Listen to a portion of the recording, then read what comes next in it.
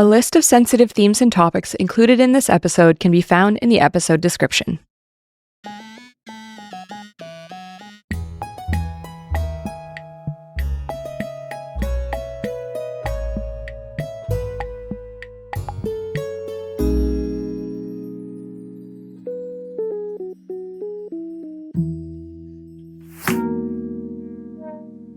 Welcome to This Guy Sucked, the show where we prove that it's never too late to have haters and you can't libel the dead. I'm your host, Claire Aubin, and I'm a historian, writer, and most importantly, certified hater. On this show, we talk about people from throughout history with legacies that need a little updating, whether it's because of their politics, their behavior, or their impact on society and culture. These guys actually kind of sucked, and we bring in a new scholar every week to tell us why. With me today is Vanessa Williamson, who is a senior fellow in governance studies at the Brookings Institution, as well as a senior fellow at the Urban Brookings Tax Policy Center. She studies taxation and democracy in America and has a brand spanking new book out, which I've been lucky enough to read and have it here on my desk with me, called The Price of Democracy. Welcome to the show and congratulations on the book. Oh, thank you so much. I'm so glad to be here. Yeah, and I was saying this before we started recording, but I did not expect to feel as passionately as I do about the history of taxes, like as I do now after reading the book. It's everything I could ask for that you would say that. I'm like, please be passionate about taxes. It's my dream. Yeah, I feel strongly, like I obviously felt strongly about them before the way that everyone kind of feels strongly, which is part of the argument of the book, right? Yeah. But I don't think I really understood how thoroughly all of American history is intertwined with and affected by taxes, like truly every single aspect of American culture, which I think is really an incredible thing that you've managed to like get across in the book for someone like me who is like, look, taxes aren't my bag. Thank you. What made you interested in studying taxation, like in the first place? Like years ago when you first started thinking about this as an academic research interest, what was the driver of your initial interest in it? So I was actually, it dates me, but in the early years of the Obama administration, there was the Tea Party movement. Sure. And so that was the first book I co-authored was about that. And I was at a Tea Party rally in Boston. And I just remember so vividly, there was this woman there who was a Gold Star mother, which is a woman who has lost her son, in war or something along those lines. Mm-hmm. And she was talking about the sacrifices she'd made for her country and how angry she was. And for several minutes, I thought she was talking about losing her son, which, is this incredibly painful thing. And then it transpires that she's talking about taxes. Oh. She's complaining about her taxes. Uh-huh. And I was like, but now, it's many years later, I have two sons of my own, and I gotta tell you, paying taxes it's a really minor matter. Like, what is going on? I thought to myself, I was like, your anger is about not that you lost your son in Iraq, but that you're paying just regular taxes for roads and schools and stuff. And so I thought to myself, I need to understand what's going on with people. I need to understand what this is about, because to me, one of these things is like going to the grocery store, and one of them is the worst thing that could ever happen. Yeah. And I can't understand. So that was what got me started thinking about why taxes play this sort of unique role in American politics. Yeah, and I've been interested ever since. I mean, I think that's also such an interesting thing, because she could also have made the argument, but didn't, right? She could have made the argument, I don't want my tax money paying for more people to lose their children, right? Like that could have been the in for the tax part of this, right? Like, I don't want my taxes used for this, not for, I don't want them fixing potholes, like I don't want them feeding other children. It's interesting that even with that still is not the crux of her issue, is not that. Yeah. So especially if you're framing yourself as a Gold Star mother and that's why you're here. Right. And so it got me thinking about why taxes have this kind of moral aspect to them. Sure. That I never really thought that much about. And I mean, it's sort of, many years later, all this work later, it's completely normal to be like irritated by your taxes. Sure. Right? Fine. Like the process is annoying. Maybe you want taxes to work differently. I certainly do. But there's something that happens when you actually just hate taxes, full stop.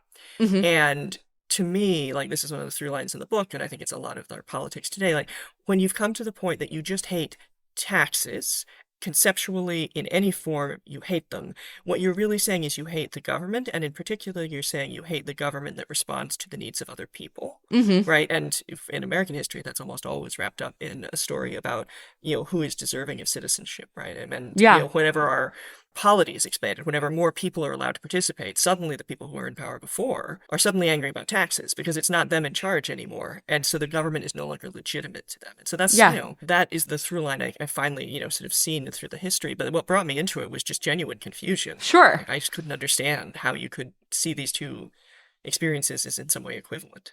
Yeah, I mean, I think it is interesting how many historians, myself included, or even if you're not historians working on some aspect of history, find themselves in that field because they're genuinely like, how the hell is this thing happening? Like, what is possible, right? Like, I work on Nazis, right? And it started with being interested in Holocaust perpetrators and being like, well, why would someone do that?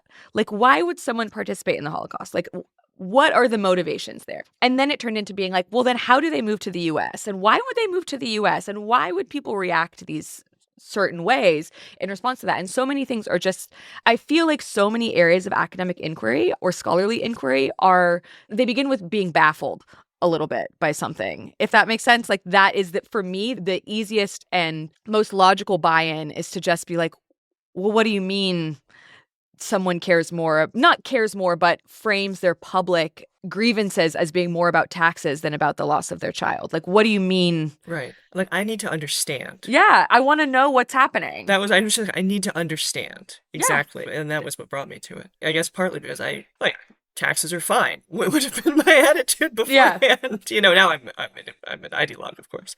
But, at the time, I was like, this is very strange. So, yeah, exactly. I think that's right. I think it's the drive to understand.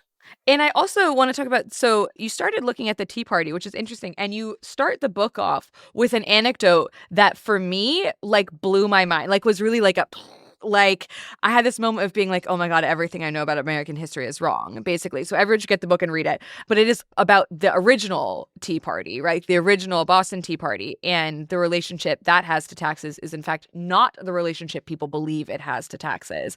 And starting the book off that way for me was like, oh, I am about to learn a lot of things as I go through this. Yeah, so I mean, this is like a crazy thing, and it's amazing that this is not better understood. So the original Tea Party, right? I mean, everyone knows, I guess, the basic story that some people in Boston threw tea into the harbor, right? Sure.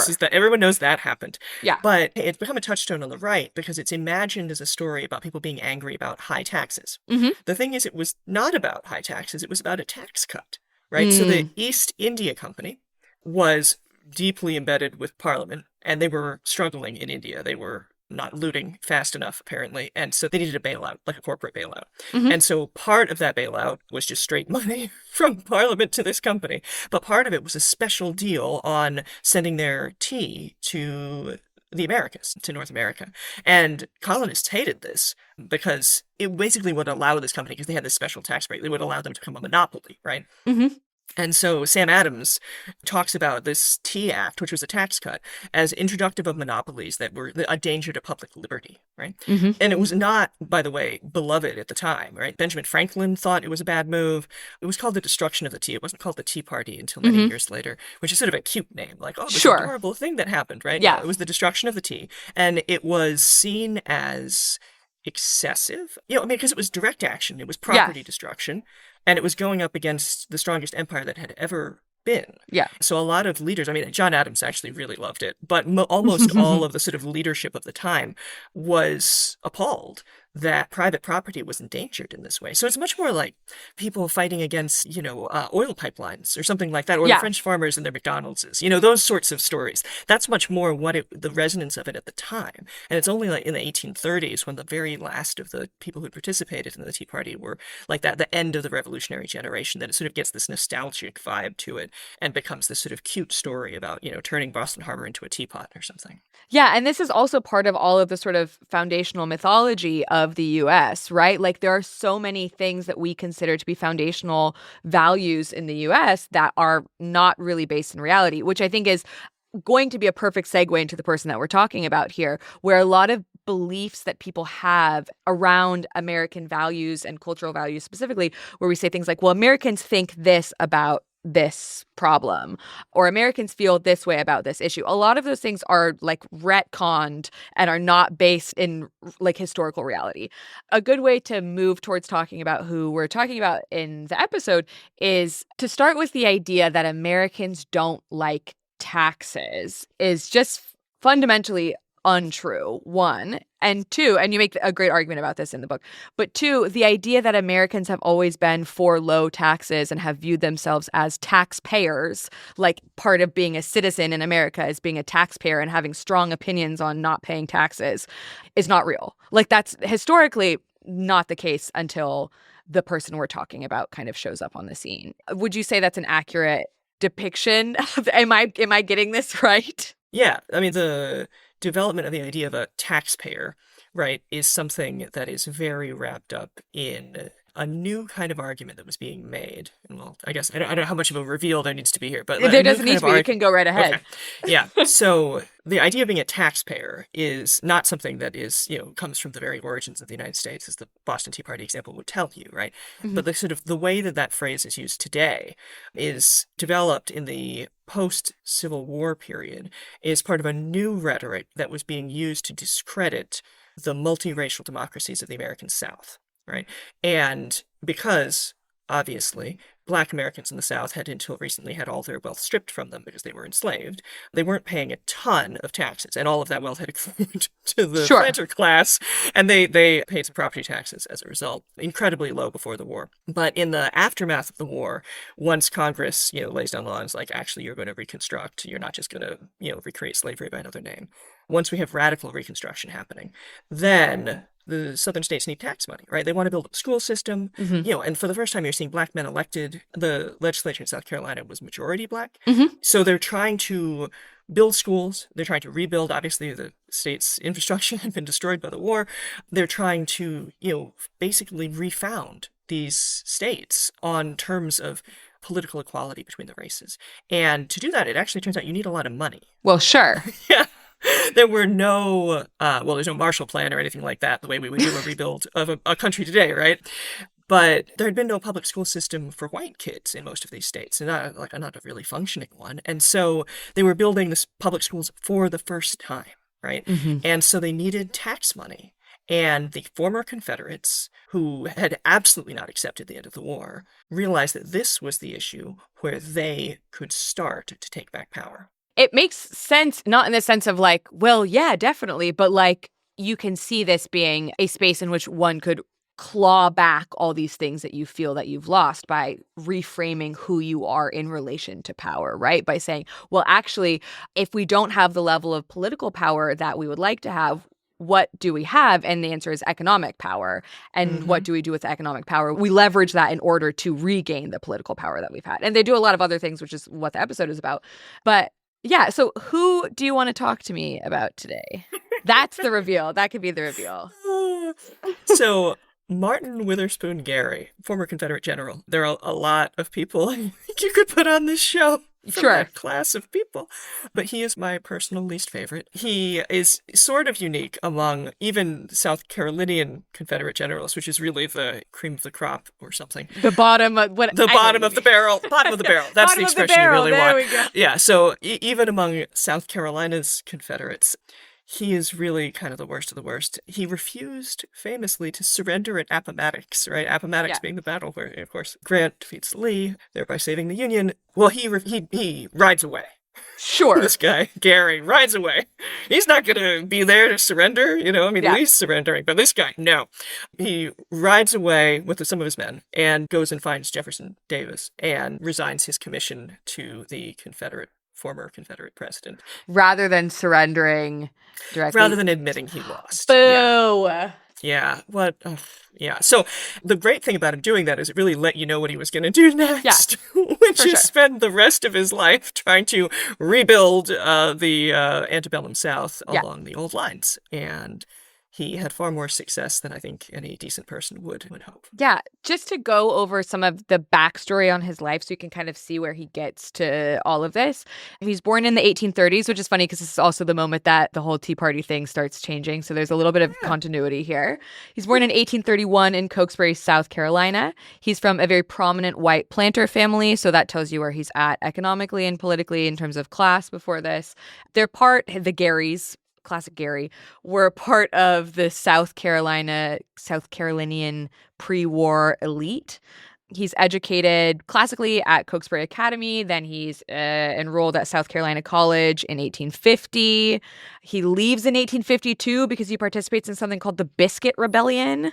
I don't know that much about this, but he leaves after a little bit because he's rebelling. I think there's something to do with the dining halls and like biscuit rations or something. Yeah, it's completely bizarre. I mean, I think what you learn from this incident, first of all, is that for the elite, going to college was just a amusement that you did. Sure. This was not a serious sort of education. But yeah, no, I mean, you get the idea that this is not a man who's going to go along to get along.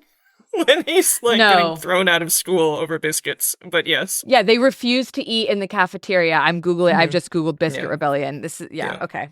A picture of him is emerging from quite young. Hi, it's Claire. I'm here to quickly say that this episode is free for everybody, but the next one won't be. That's because we switch off between free weeks and Patreon weeks. So if you're a fan of public history made by actual experts, consider supporting our Patreon. It's only one tier, which means everyone who subscribes gets access to the same perks across the board. Because we're not trying to get rich, we're just trying to make good history that is engaging and accessible at the same time. For the price of a fancy muffin, you'll get access to a new episode every week instead of just the bi-weekly free ones, and they'll all be ad-free for you. You'll also get access to the full episode archive, bonus content, early access to merch, and lots of other fun Patreon exclusives to sweeten the deal. Just head over to patreon.com/thisguysucked and join the Honorary Haters Club.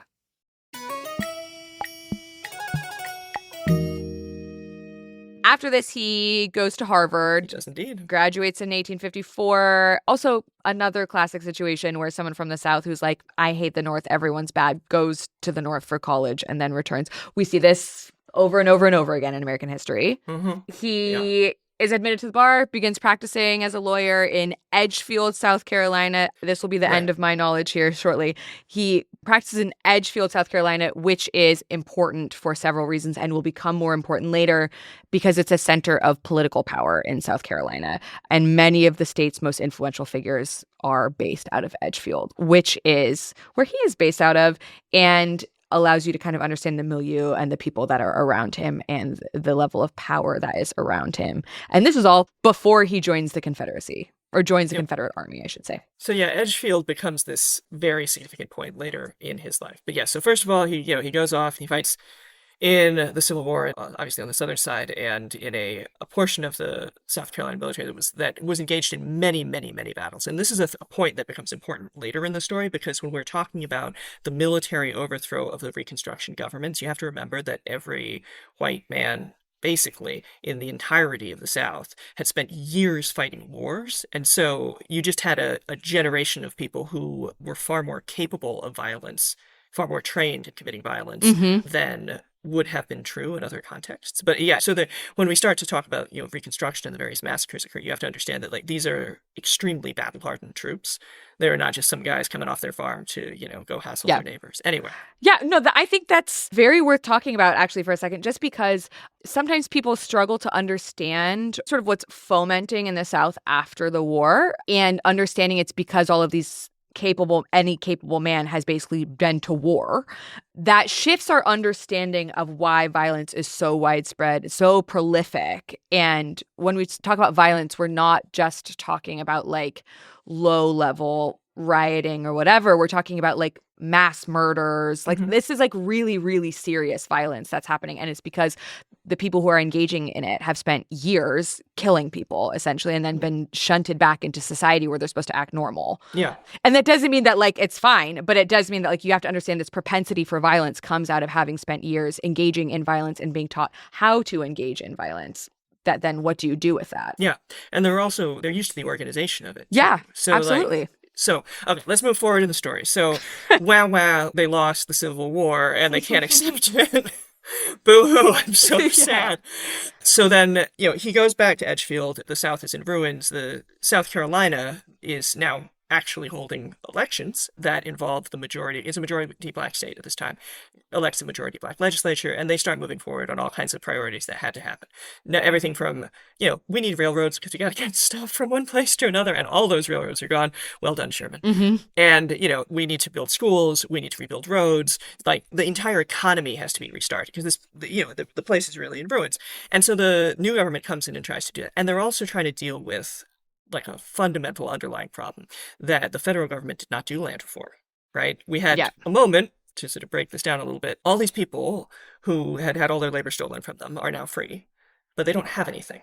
Yeah. They don't have land. And so, this is obviously, Sherman's famous decree on this is the idea that what we would do is we would give 40 acres. And actually, Lincoln had proposed that some years earlier before he was assassinated, that we would give land in small plots, 40 acres, to families that had been enslaved so that they could have their own livelihood, right?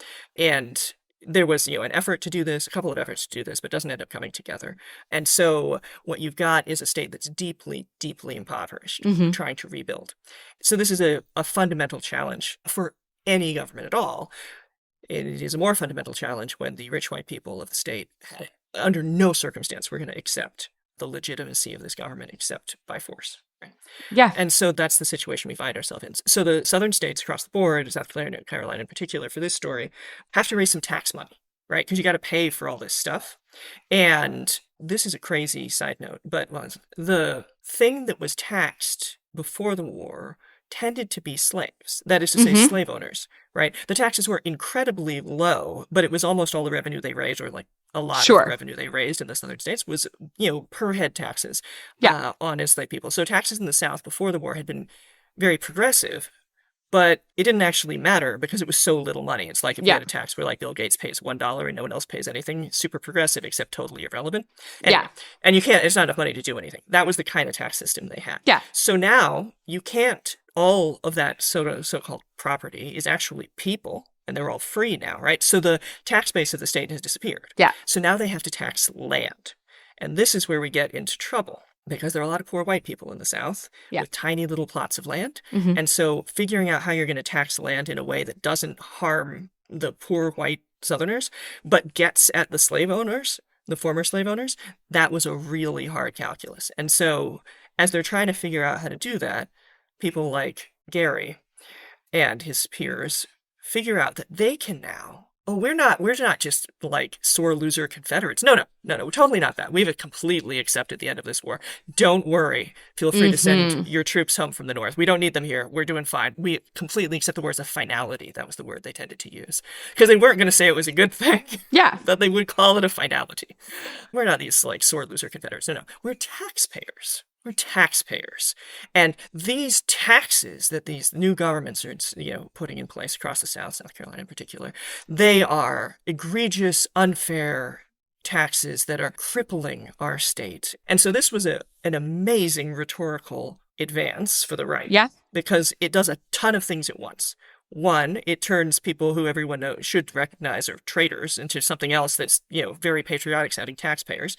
Two, it allows the rich people of Edgefield, right, with their massive plantations where they've never done a lick of work in their damn lives, to suddenly be on the same team as the hardscrabble farmer with like a tiny plot in Appalachia, So we're all on the same team now, right, across the South. We're taxpayers with property, right? Even if one guy's property is this tiny amount of land and the other guy's property is, hundreds of people working on it and you have this beautiful plantation, whatever, suddenly we're in the same category. And so it helps try to paper over the class divide in the South, because we're all taxpayers now. And it helps build, interestingly, an alliance that they had tried to build just on race. At first, when they're trying to overthrow these Reconstruction governments, they're like, we're white and you're white. This is great. We're on the same team. Let's overthrow this government run by black people. And it didn't work as well as they wanted. And this is in part, right, because all of a sudden poor white people are able to go to public school, for example. They're trying to set up schools. Poor white people are benefiting from Reconstruction era reforms. Right. So they need to find a different way to create this allegiance that says, actually, no, you're not benefiting from this. That we actually don't want this to happen. And it was too, and this is again one of the ways that the failure to do land reform was a problem, right? Because one of the things that your small white farmers were really excited about was confiscation of the planters. Well, yeah. They thought that sounded amazing. Yeah, you know? And I think part of what I saw in this that I think is really interesting, as someone who's not a scholar of this time period, right, is it allows for a veil of equity, like not just amongst white people of all classes, but they can also say, well, any black landowners are taxpayers too. Any black landowners, they can join our taxpayer big tent, whatever, right? But the number of black landowners is still so small is like vanishingly small, right? It's to be basically meaningless. But they can say, actually, well, they would be included if they wanted to. Right. This is not about race. This is not about party, right? This is the kinds of things they can say. And this language may sound kind of familiar, right? Because they use it all the time. Yeah, it sounds modern. Right. Yeah. Yeah, so they would talk about this is not a matter of color. They wouldn't have said race. Sure. This is not a matter of color. And they wouldn't say it's not a matter of party, right? The other thing that they didn't want to be perceived as is as being the Democratic Party, right? Because the Democratic Party is the party of the South. This time the party that, and Republicans are the party of Lincoln and the party of freedom. So yeah, they didn't want to be seen as partisan. They wanted to be seen as nonpartisan, and they didn't want to be seen as straightforwardly racist. I mean, of course, everyone is racist at this time, but they didn't want to be seen as motivated exclusively by questions of color, because that looked to watching Northerners like failure to accept the end of the war. Well, sure. And because it was. Yeah, that's what they were doing, right? So they had to hide those things, right? They had to hide the things that they thought might look like treason to watching Northerners. And of course, what happens over time after the Civil War is that the Northerners stop watching and they stop caring. And then you see ever increasingly more explicit racist standards for things, right? Yeah. So we end up getting to mass disenfranchisement of black people, just sort of straightforward on its face, and they're not even bothering to disguise it. But in this earlier phase, there's enough Northerners who are pretty concerned that the end of the war should mean something, right? That they have to be more careful with their language. So they adopt this taxpayer language, right? So it helps them build alliances with poor whites who were not very much on their side and who'd done a lot of fighting and dying for a cause that they knew full well was not in their own interest, the defense of slavery. It helps them build an alliance with poor whites. It helps them look respectable to watching Northerners, especially Northern industrialists who were plenty unhappy about their own taxes and looking at their own workers and thinking kind of similar thoughts to the Southerners at this point. It does both of those things, but it also does one more thing. If the argument is that only taxpayers should be allowed to participate in government, which is what Gary starts to argue, and I'll talk about that in a second.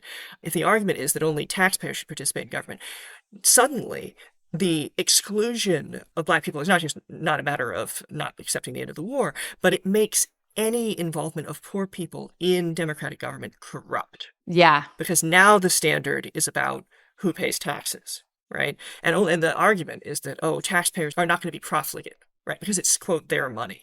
Right? Yeah. So anyway, so Gary and his buddies sets up this thing called the South Carolina Taxpayers Convention, right? And the people involved in this, and again, we're sort of reliving this in a lot of ways, but I think a few years ago it would have been surprising. I was going to say, how do you not freak out all the time being like, it's the same thing. They're saying the same thing.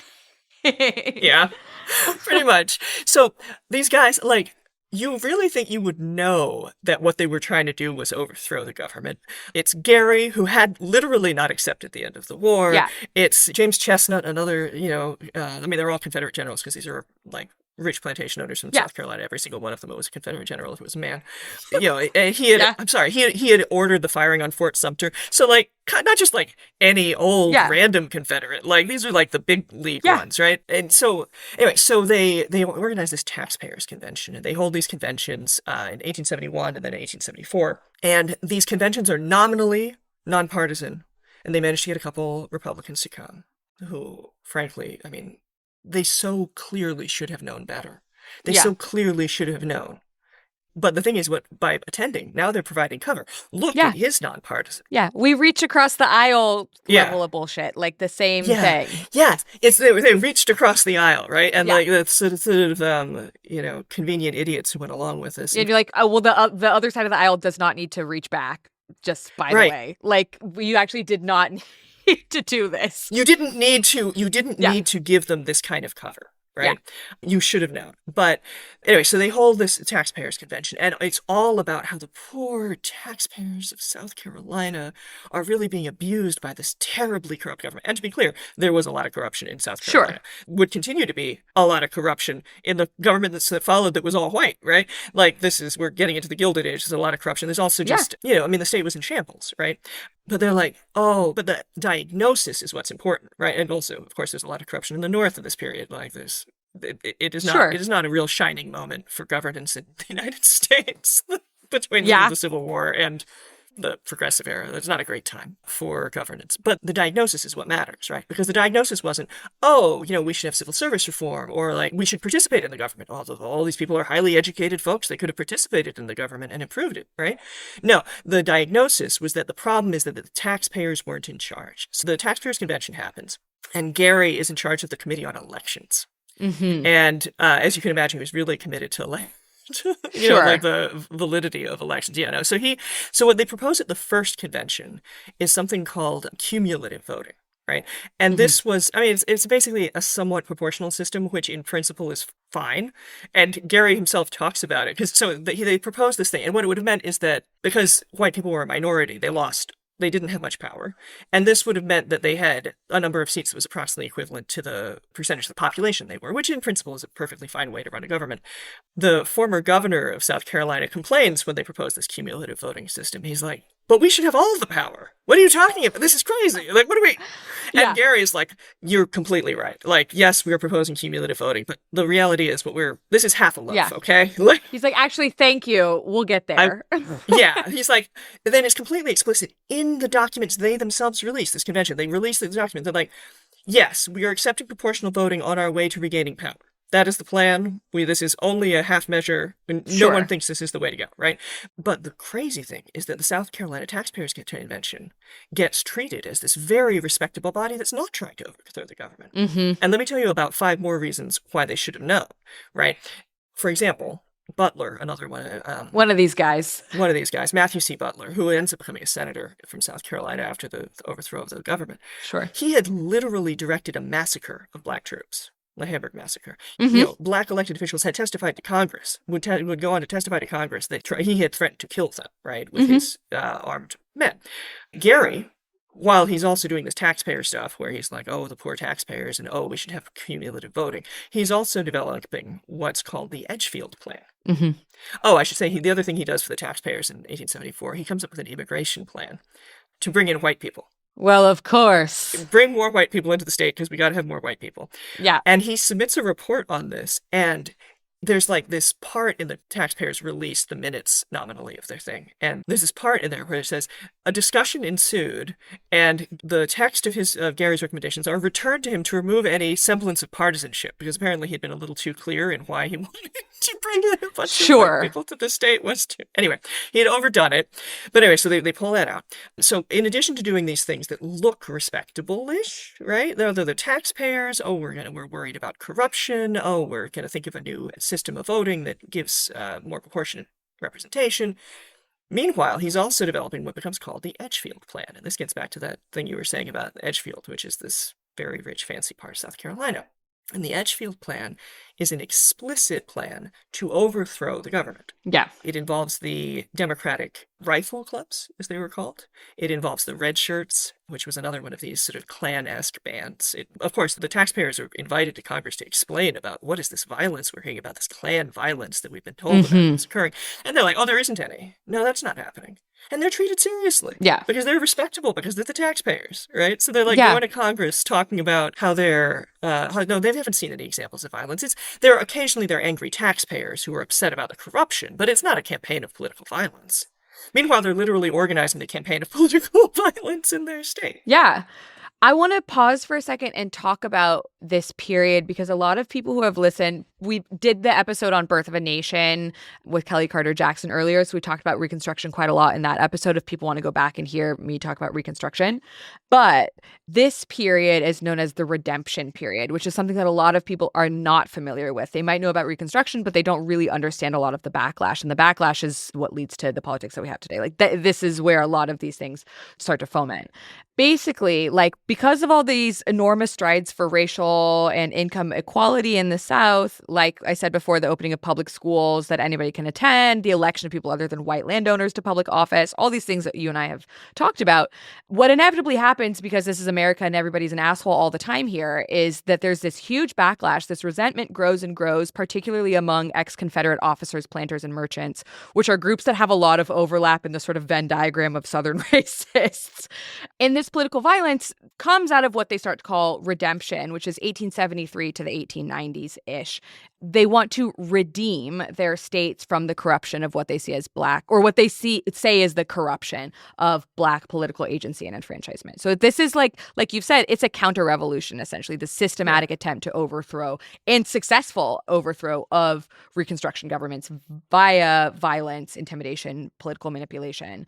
And to tie together what we were saying before, like when we're saying violence, we are talking about assassinations and a lot of really serious violence.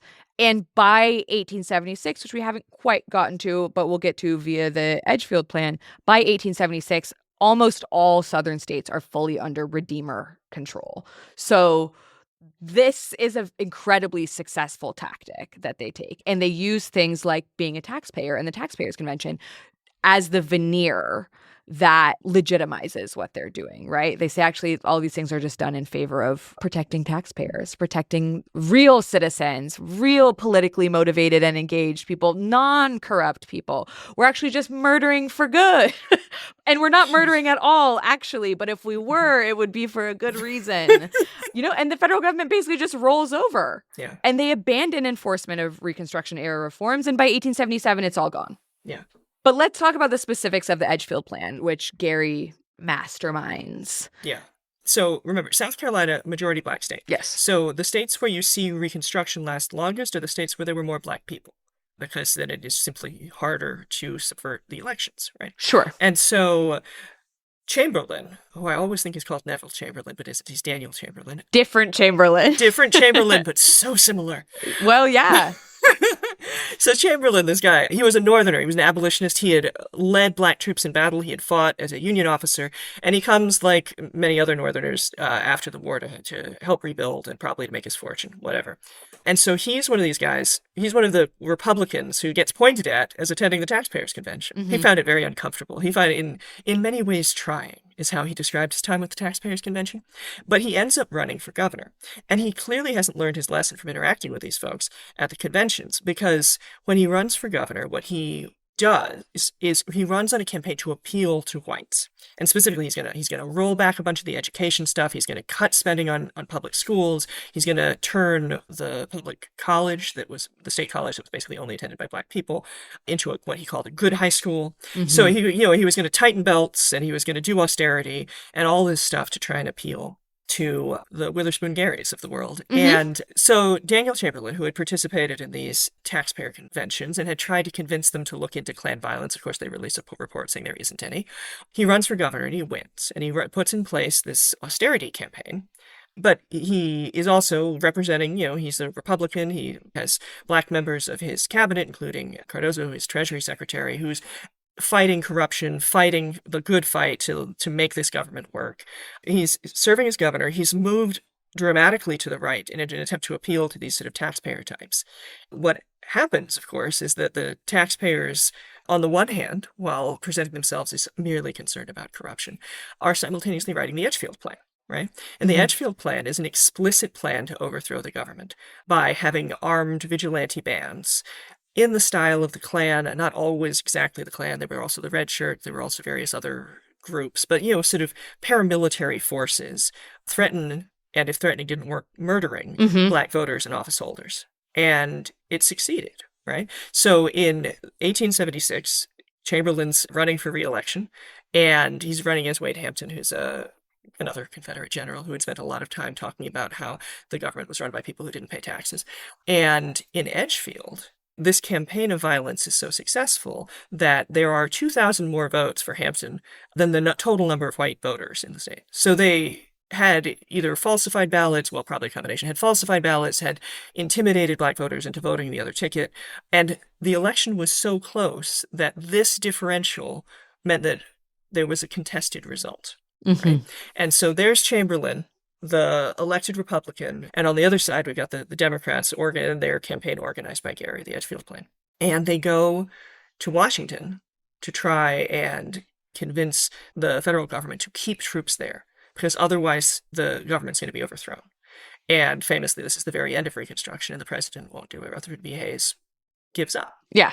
I mean, it was basically a done deal by this point anyway. Yeah. But when Hayes met with Hampton to say what would happen if he didn't remove the federal troops from South Carolina, thereby allowing the paramilitaries to regain control, or have complete control, Hampton said every Republican tax collector in the state will be hung by morning.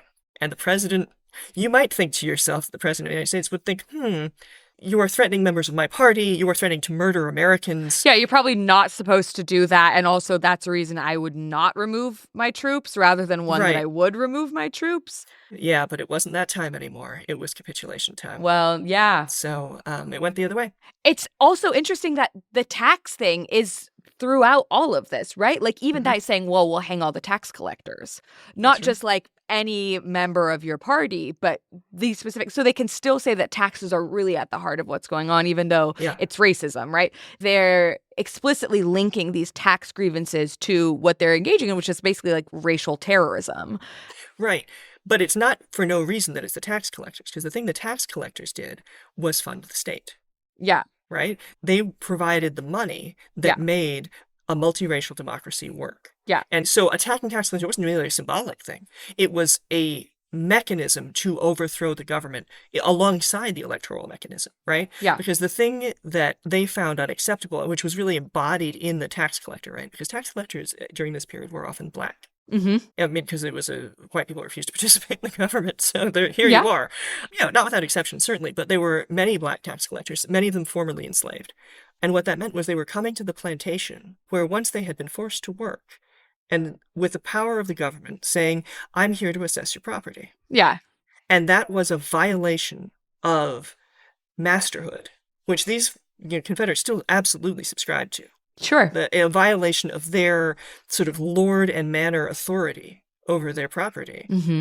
And, it was saying, no, actually, you're not above the law. Yeah. And that was unacceptable. Because it's a very, visible sign of Black enfranchisement and then Black empowerment, right? That, this person who might previously have been forced to work here can now say, I'm going to count all of your money and tell you how much you owe the state. Yeah. That's a huge reversal of the power relationship. So you can not understand as in, understandably they did whatever, but as in you can see how people who are very dedicated to their role as being the sole arbiters of power would say, well, we can't have this. Yes. We need to literally overthrow the government in order to ensure that we don't feel discomfort in this way, or that we don't feel the screws are not turned on us, basically. Yeah. Well, just the idea that I, plantation owner, would be held to the same standard as regular people was absolutely anathema. Yeah. And that's one of the things that tax collection does.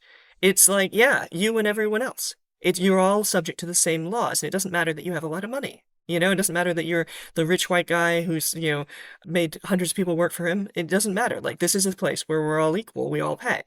And that was unacceptable. And also, where the money was going was completely unacceptable. It was going to go to schools. That's terrible. Sure. We don't want that. Yeah, and I think what's interesting is that we still see this. It happens very frequently when we talk about certain parts of American history that I can be like, okay, you can really draw a line through to what's going on right now in a lot of these things, right? This sort of rhetoric of low taxes and honest government that's used as a veneer for all these other things. You can just see it so clearly there too, when it's really just an agenda of white elite control, when that's really what people are aiming for. And they're especially what I found really interesting here is that you want this white elite control, but you also need to get the buy-in of poor whites. And so you have to find a way to get them to go along with you. And you do that by saying, well, by being part of this, you are actually part of the elites. Right. When they're not. They are not. They do not have the same access to power, the same access to, when I say power, I'm talking political, economic, social power. They don't have access to any of these things, but they get to feel like they belong in this. Yeah. And you see that now, too, where you see people who are fundamentally being disenfranchised in every way other than voting, right? especially like working class white people, being disenfranchised in all these other ways and being like, yeah, but this party is saying that I am powerful or is giving me power when that's actually not what's happening. I don't know. It's frustrating, but you can see the historic roots of it. I don't know. No, I mean, I think there's a really great book, which is not my book. There's another great book. There's a second one. No, I'm kidding. But it's genuinely like a classic work and people should read it. It's Masters of Small Worlds, and it's about small white farmers in the antebellum South and how the rhetoric of mastery was done in such a way as to give them the feeling that they were masters too. Admittedly, masters of their own little families. Sure. But, they were the patriarch, and no one could come onto their land and tell them what to do.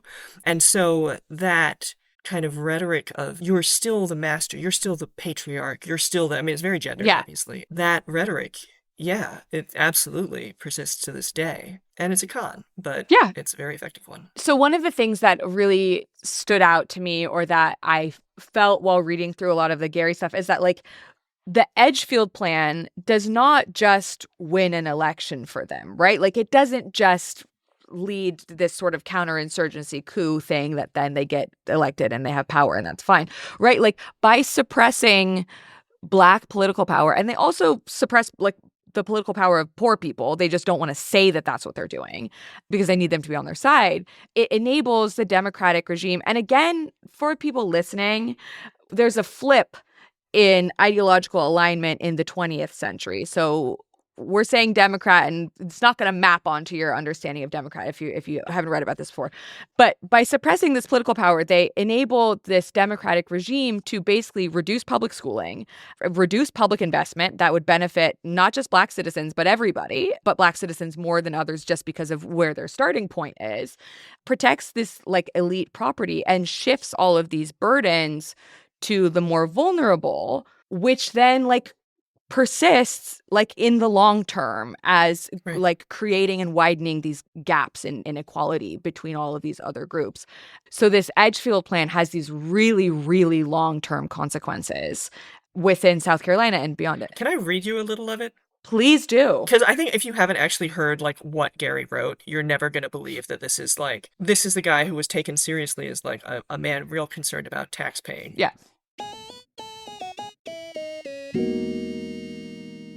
Hi, everybody. It's Claire here with a quick mid-roll shout out to tell you about other Multitude shows I think you might be interested in. So this week, I want to talk to you about Pale Blue Pod. If you, like me, are overwhelmed by the great and terrible vastness of the universe, but also kind of want to understand and possibly befriend it, or at least be less scared of it, this show is for you. You might know her from her wonderful TGS episode on ancient Greek astronomy freak Ptolemy, but on Pale Blue Pod, Dr. Moya McTeer and her best friend Constar sit down each week to demystify space one topic at a time. They do it with open eyes, open arms, and open mouths from so much laughing and jaw-dropping, obviously. I recorded an episode of Pale Blue Pod a few months ago where we reviewed the worst Bond film of all time, Moonraker, and I can personally attest to the fact that by the end of every episode, the cosmos feels somewhat less scary and a lot more fun. New episodes of Pale Blue Pod come out every Monday wherever you get your podcasts, so like the app you're currently using. Go give it a listen. Hello, it's Claire again. What a surprise. Look, if you're like me, gift-giving holidays really sneak up on you. So consider this your reminder to start thinking about the people you love and the things they might love to receive as gifts.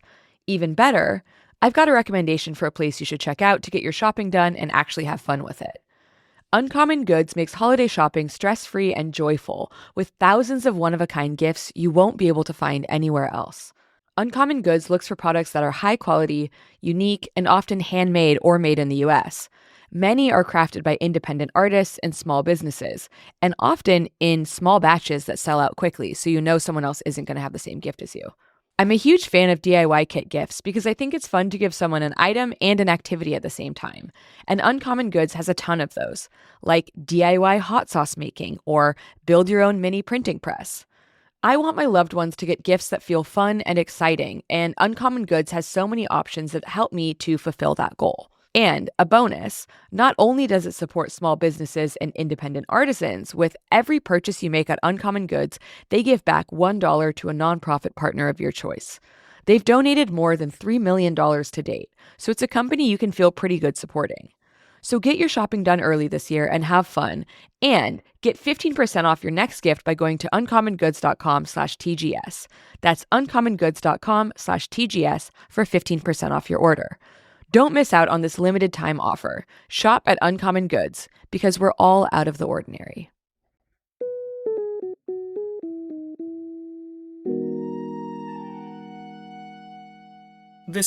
Here's just a quote. This is Plan for the Campaign of 1876 is the document. Amazingly, this was saved. It's in the man's papers. Democratic military clubs are to be armed with rifles and pistols. Every Democrat feel honor bound to control the vote of at least one Negro by intimidation, purchase, keeping him away, or as each individual may determine how he may best accomplish it. Mm-hmm. So here, there's sort of an explicit plan to use violence to keep Black people from voting, right? Yeah. Some of what he wrote in the first draft that he removed in a later and more circumspect document that was released publicly. But the original plan really gets, I think, at what Gary was trying to do. And so here's another little component of it. He wrote, "Never threaten a man individually if he deserves to be threatened. The necessities of the time require that he should die." Yeah. Don't threaten him, just kill him. Just kill. I mean, there was an explicit plan Yes. in 1876 to commit mass murder as needed to overthrow a democratically elected government. Yeah. And we let it happen. That's Yeah. what happened. That was allowed to occur. And it's funny that there are people like, well, he cared a lot about fiscal policy. You know, like, you're like, I don't think that's what's happening here, actually. I think he's saying that he cares about that, but what he really wants is for white people to kill Black people. Like, that's what he actually wants to happen.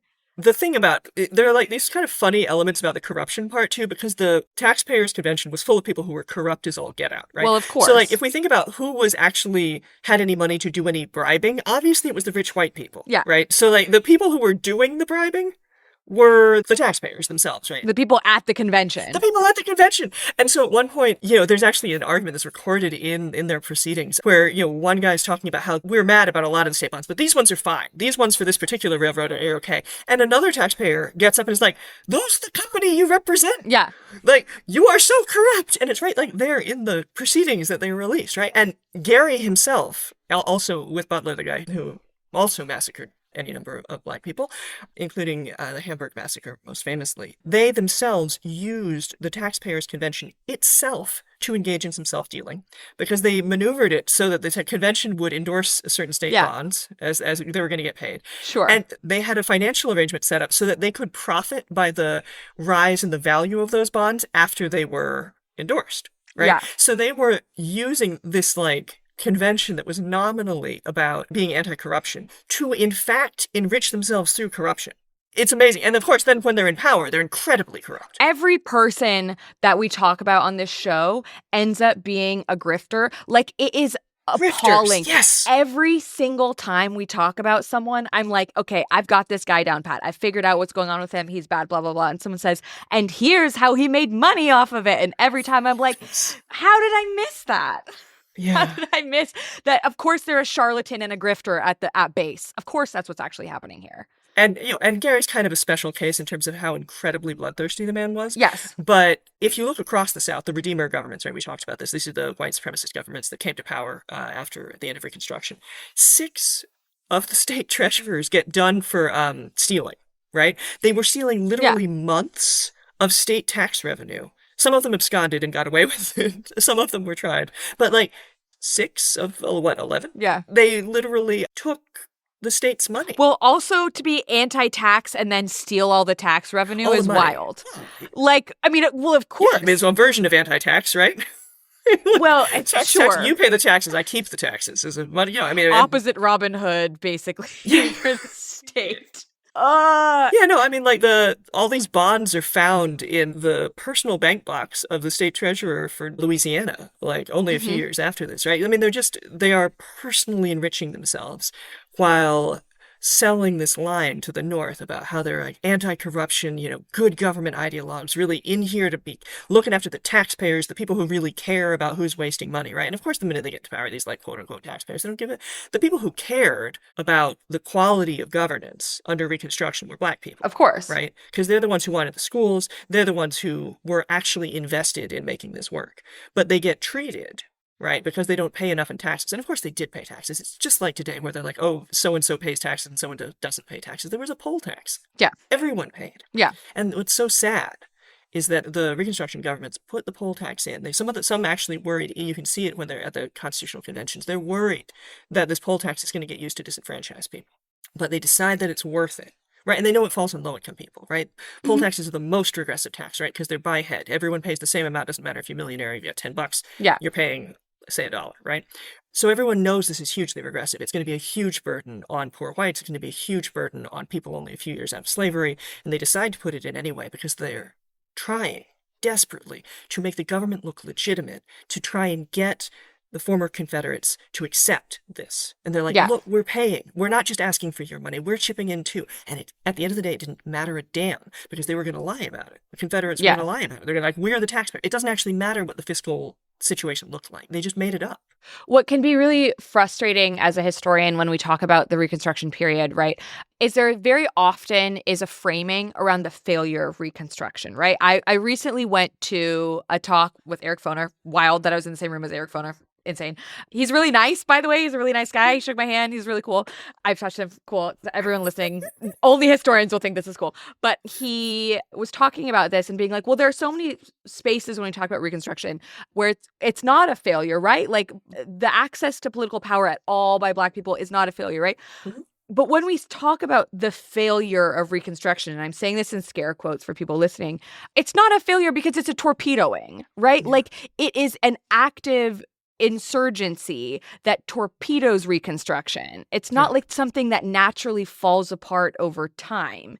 There are people who destroy it intentionally. Right. So we need to move away from the idea that it like failed because it, one, didn't fail, and two, was exploded by someone, basically, like intentionally and very purposefully and systematically. And they write plans where they say, here's how you kill anyone who might have voted for the guy that we don't like, right? So it's a lot of what I think about when I think about the American past and when I think about the legacies of things like Reconstruction is the rhetorical framing of it, right? And I think what you're talking about here is really important because you talk about the rhetorical framing of taxpayer, right? And I'm talking about the rhetorical framing of failure and how like these obscure the actual meaning and the actual behaviors that are happening at this point in time, such that later we look back and go like, well, I don't know what happened. It's like because people really tried hard for you to not know what happened or tried really hard to obscure what they were doing so that it would have a veneer of respectability over it. Yeah. Which is infuriating. That's exactly right. Right. I mean, so there's several ways in which Reconstruction absolutely succeeds, right? And one of them is Black literacy, right? Absolutely. And the Redeemers do everything in their power to turn that around. You got to remember the point we're starting from is that perhaps 5 or 10% of Black people in the South could read. It was illegal in many places. It was dangerous to be able to read. There was horrifying violence that could be inflicted upon you for being able to read. So that's the situation we start from. And they never, ever, despite all their efforts, managed to reverse the upward trajectory of Black literacy. Mm-hmm. And that's, an extraordinary achievement. And yeah, you're right. Reconstruction doesn't fail. And one of the reasons you know that it doesn't fail is because they had to overthrow it by force. Yes. Right? Yeah. They couldn't just win an election like normal people. They had to overthrow it by force. Yeah. And the only reason they were able to do that, of course, is because the Northerners lost the will to protect multiracial democracy. So yeah, no, Reconstruction isn't a failure. It was failed. It was failed. Yeah. It was let down. I mentioned before we started this that I wanted to make a quick digression, and actually talking about literacy has allowed me to make the digression that I wanted to make, which is I learned something while doing the research for this book that has totally messed with my head, which is I didn't know where the term grandfather clause came from. And I was talking to Vanessa about this, so sorry that you've already heard me talk about this. I want to talk about the term grandfather clause because I think it's a fascinating thing that has filtered into language, both here and abroad.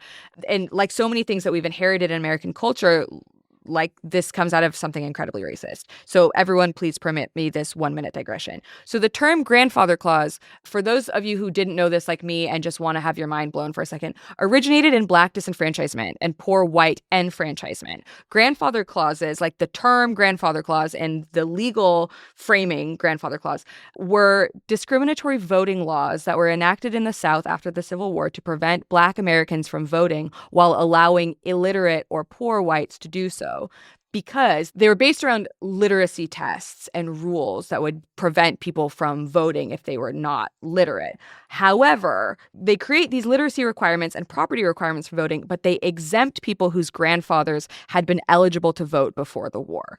This effectively disenfranchises illiterate or non-land-owning Black voters whose grandfathers obviously could not vote before the war, but enfranchises or allows poor or illiterate white people to do this because their grandfathers might have been literate before the war or might have been landowning. And so it's like we all use things like maybe other people don't, but I use the word like to grandfather in all the time, and I had no idea that this is just like entrenched.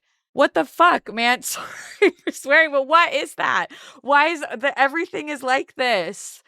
I don't know. Maybe you don't feel this way, but I'm always just like everything we say and do in America is based in these horrible things. So that's my digression. Everyone should now know what grandfather clauses are. That is good. I mean, and this is what I was saying earlier, that like the circumlocutions that were used to avoid saying that what you were trying to do was just disenfranchise Black people. Yes. Right? This is part of that tradition of sort of, and it was part as it was becoming more explicit, right? So before we're like, oh, taxpayers. And now we're being like, oh, well, just these particular people for these particular reasons that are not. Sure. So, yeah. But to me, like, I would live with things like grandfathering in if we weren't sort of reliving this entire. Well, yes. Right? Like, I'd be okay. I don't care if people use that anymore. You're not being racist when you use it. It's just wild that most people don't even know, myself included, that that's where that term specifically comes from. I thought even the term grandfather clause that they were using then, I thought that must have been a pre-existing legal concept. And for people at home, I have a law degree. So I thought this was like a pre-existing legal concept that they were doing. No, that was the invention of it. Yeah. Wild. No, there's a ton of real innovation in figuring out how to disenfranchise, because to disenfranchise, as opposed to not enfranchise, right? To disenfranchise people was a new political challenge for the oligarchs, right? So grandfather clauses. Also, they changed the poll tax. Poll taxes are ancient, right? You use poll taxes in ancient times and medieval times because it's just a very easy tax. You're like, oh, how many people? Everyone pays the same amount. Now I figured out how much money we got, right? And now it's very easy. Fine. It was a total innovation in the South was to turn that into a tool of disenfranchisement by making it very hard to pay. Mm-hmm. They basically untax people because what, you might think, oh, the way the poll tax kept Black people from voting is that Black people were poor, which was part of it. But the main thing was that they made it almost literally impossible for Black people to actually submit a payment. So there are these stories about tax offices that suddenly would close with a huge line of people waiting to pay their poll tax because they wanted to vote, right? And all those people happened to be Black. And then one of the cases about this, there was a guy who happened to be white passing. And so he comes to the office to pay his poll tax so he can vote. And he gets shown in the back door and taken around the corner so that he can take his $1 poll tax while everyone else was still waiting because they didn't realize he was a Black voter. And so, so there's an extraordinary array of sort of policy innovation that gets created in an effort to roll back the progress of Reconstruction, because we didn't have a tradition. Our tradition previously had been expanding suffrage, right? Yeah. And so to destroy that progress took a new law and new ways of thinking about how to use the laws that existed. Yeah. It's funny to use the term innovation, but it is like this really like Absolutely. Innovation can be motivated by evil. We talked about this a lot on the show, actually, that like people invent lots of stuff for terrible reasons. One of them being some of these other things. And, a quote that stuck with me from your book that's from a speech. I can't remember who said it, but you might be able to tell me. I like this. It's like a quiz. So it's a speech, and it is a formerly enslaved man talking about taxes.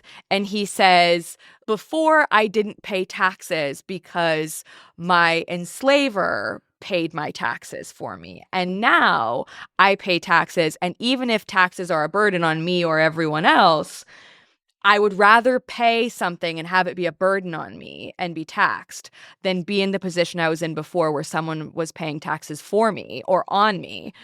but that I was not free, right? So there's an active moment here where Black voters and Black taxpayers are arguing for paying taxes no matter the financial burden, because they understand inherently how important paying taxes is to the price of democracy.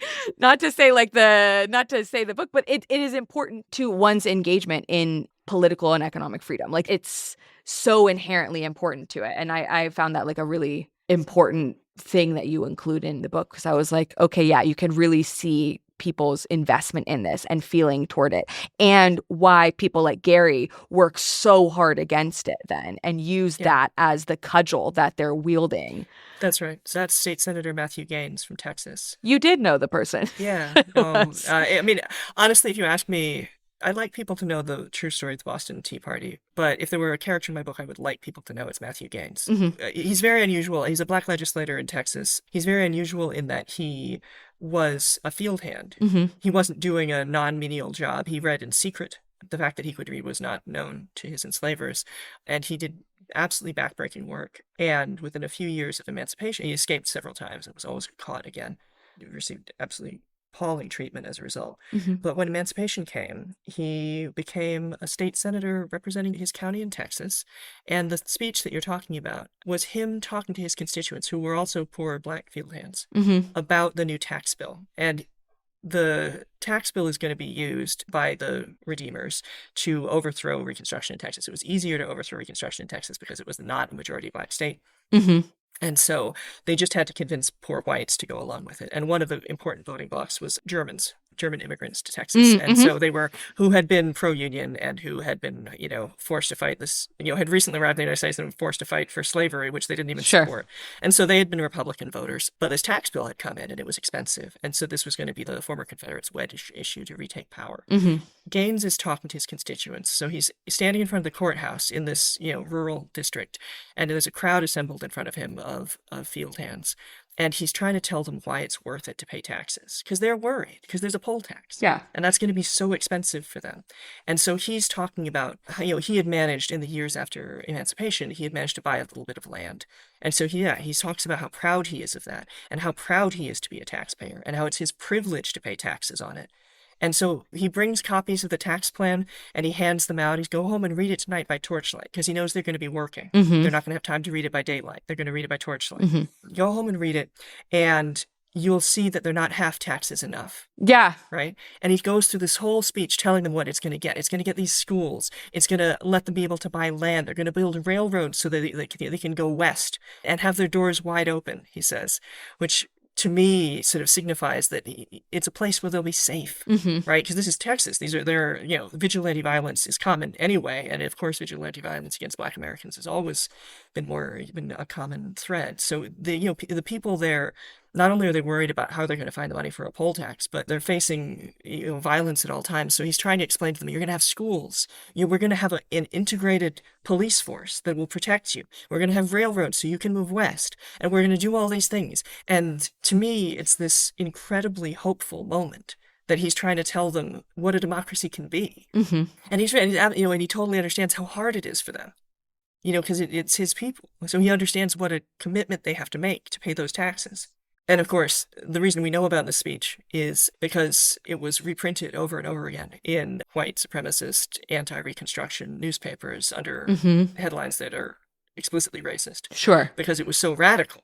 Right? It was so radical. Look at what these horrible people want to do with their schools and railroads. And they want more taxes. Right? They want to tax white Americans. And so, so that's the reason the speech even still exists. But it's, someday, if you do a show called This Guy Was Frickin' Awesome, call me back and I'll tell you about Matthew Gaines. We do sometimes. We actually do have the occasional This Guy Rocked episode, so you can come back and talk about him. I would love to. He's my favorite. Because we need to have the occasional balm on over the horror of the other shows. And I felt like that was a really poignant, really important thing that was included in this, to show how closely held this and how important this was to everybody, but for different reasons. A lot of people talk about Reconstruction and redemption specifically as this real betrayal.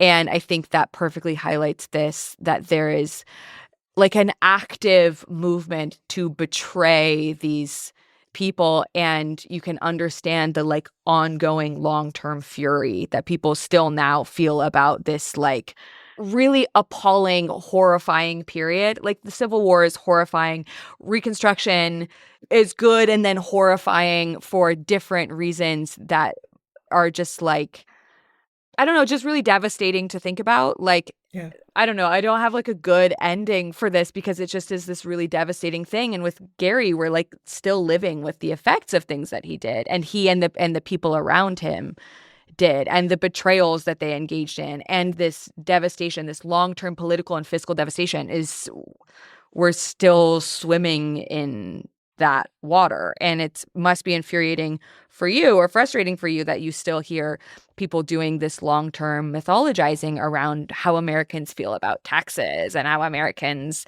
when it's like, no, it was this guy and these people, and they did it because they hated Black people. Yeah. I mean, to me, like, the way I try and take it, yes, obviously, every time someone tells me that they know that Americans hate taxes, I'm like, yeah, which Americans? Yeah. Let me tell you about it. Which Americans and when and why? Yeah, exactly. But to me, like, the way that I try and take it so that it isn't just frustrating is the stories here, like the true stories here, are really powerful. Mm-hmm. And I know that because they keep trying to destroy the history, right? Mm-hmm. And like, I'm confident that this story is a valuable thing for people to know, because they would not be rewriting our textbooks with quite as much vigor if they weren't afraid of the truth, right? Like, Sure. if they weren't afraid of people actually understanding that anti-tax rhetoric you're using is stuff that was invented by the former Confederates who wanted to overthrow multiracial democracy.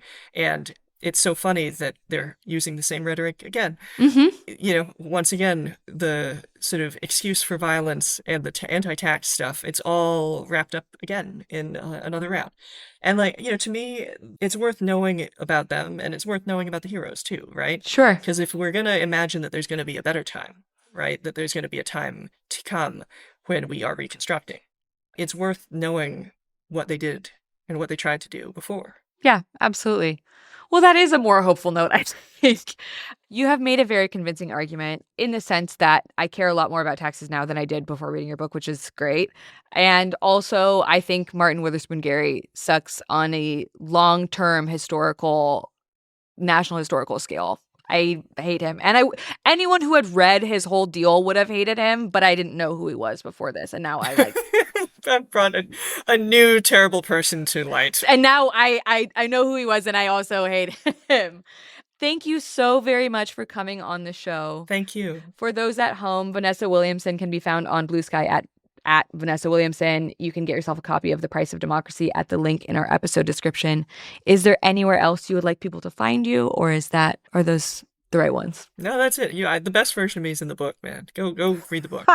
Go get the book. I'm so serious. I say this for every episode, but like this one, I have had several rampages since then telling people about taxes and the history of taxes and how they actually don't know anything about the Boston Tea Party and you don't know anything about taxes, which I think speaks to how important it is, and how if you don't, and I'm not saying that like you shouldn't, but if you're someone who doesn't feel like taxes are that relevant to your life other than something that comes out of your paycheck every month or whatever, like this will convince you that they are, and that they have shaped your life in ways that you are not aware of already. So thank you very much for that. Well, thank you. That was wonderful. Thanks for tuning into this episode of This Guy Sucked, a member of the Multitude Podcast Collective. This episode was hosted by me, Claire Aubin, featuring special guest Vanessa Williamson, and edited by Julia Schaffini. All of our theme music was written and produced by salad enjoyer Marshall Dean Williams.